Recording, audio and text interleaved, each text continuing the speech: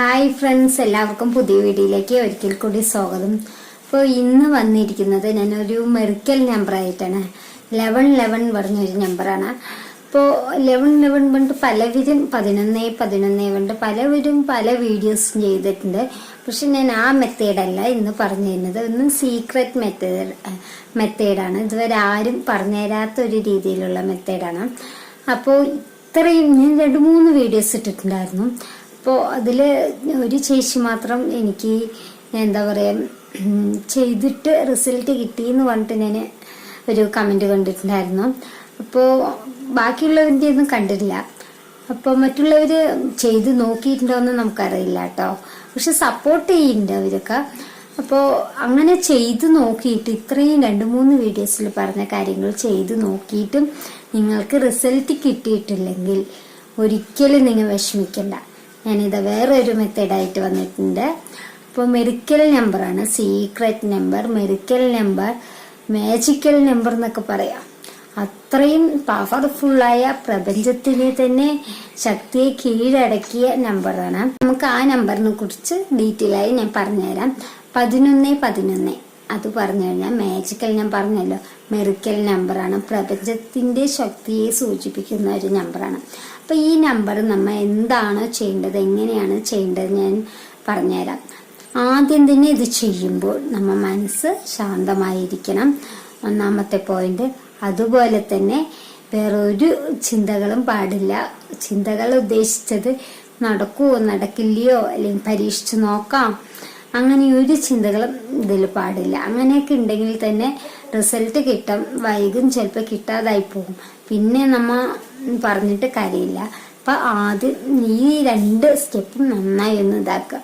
നന്നായി മനസ്സിൽ വിചാരിച്ച് ഇതിൽ ഇങ്ങനെ ചെയ്തു കഴിഞ്ഞാൽ എനിക്ക് കിട്ടും തന്നെ വിശ്വസിക്കുക. വിശ്വാസം ഇല്ലാതെ ഒരിക്കലും ഒരു കാര്യം ചെയ്താലും അത് നമുക്ക് സക്സസ് ആവില്ല. എന്ത് കാര്യം ആയിക്കോട്ടെ, എത്ര വലിയ കാര്യമായാലും വിശ്വാസം, ആത്മവിശ്വാസമാണ് മെയിനായിട്ടുള്ള പോയിന്റ്. അതില്ലെങ്കിൽ നമ്മൾക്ക് വേറെ എന്തുണ്ട് എന്ന് പറഞ്ഞിട്ടും കാര്യമില്ല. കുറെ ഡിഗ്രി വരെ പഠിച്ചു, അല്ലെങ്കിൽ പ്രൊഫഷണൽ കോഴ്സ് പഠിച്ചു, ഡോക്ടറായി, പക്ഷെ അത് ചെയ്യണമെങ്കിൽ നമുക്ക് എന്തുകൊണ്ട് നമുക്കൊരു വിശ്വാസം വേണം. പിന്നെ ആദ്യം മെയിനായിട്ടൊരു ആത്മവിശ്വാസം എന്തൊരു കാര്യം ചെയ്യുമ്പോഴും അത് അത്യാവശ്യമാണ്. അപ്പം നമുക്ക് ഇത് ചെയ്യേണ്ട സമയം എന്ന് പറഞ്ഞാൽ സമയമൊന്നുമില്ല, നിങ്ങൾക്ക് എപ്പോൾ വേണമെങ്കിലും ചെയ്യാം. അപ്പോൾ നമ്മൾ എങ്ങനെയാണ് ചെയ്യേണ്ടത്? നോട്ട്ബുക്ക് ഒന്നും നമുക്ക് ഇതിനാവശ്യമില്ല. ആവശ്യമുള്ള സാധനം എന്ന് പറഞ്ഞാൽ ഈ ഒരു നീലമഷിപ്പേന. ഈ നീലമഷിപ്പേന അല്ലെങ്കിൽ റെഡാണ് ഏറ്റവും നല്ലത് കേട്ടോ. റെഡിൽ ചെയ്യണതാണ് ഏറ്റവും ശക്തി. പക്ഷെ എൻ്റെ കയ്യിൽ റെഡ് ഇല്ലാത്ത കൊണ്ട് ഞാൻ ഈ എടുത്തിരിക്കുന്നത് ബ്ലൂ പേനയാണ്. അപ്പൊ ഈ നീലമഷിപ്പേനയിലും ചെയ്യുന്നതും ഉത്തമമാണ്. അപ്പൊ ഇതെങ്ങനെയാ ചെയ്യേണ്ടത് ഞാൻ കാണിച്ചു തരാം. ഈ നീലമഷിപ്പേന കൊണ്ട് നമ്മുടെ കൈത്തണ്ടയിൽ, ഈ ഉള്ളം കൈയിലോ അല്ലാതെ മോതിര വിരലിലോ ഒന്നുമല്ല നമ്മൾ ഇത് എഴുതേണ്ടത്. ഈ കൈത്തണ്ട എന്ന് പറഞ്ഞാൽ അറിയോന്ന് അറിയില്ല. അപ്പൊ വാച്ചിടണ സ്ഥലം, ഈ വാച്ചിടണ സ്ഥലത്താണ് നമ്മൾ എഴുതേണ്ടത്. നമ്മൾ ഇവിടെ 1111 എഴുതുക. ഇവിടെ ഇതെങ്ങനെ 1111 ഇങ്ങനെ 1111 അടുപ്പിച്ച് നല്ല കട്ടിയിലൊന്ന് എഴുതുക കേട്ടോ. ഇങ്ങനെ 1111 ഇവിടെ എഴുതുക, കാണണ്ടോ? അപ്പോൾ ഇവിടെയാണ് നമ്മൾ ചെയ്യേണ്ടത്. 1111 ഇങ്ങനെ എഴുതുക. ഇങ്ങനെ എഴുതിയതിന് ശേഷം ഇത് 11 ദിവസം ചെയ്യണം.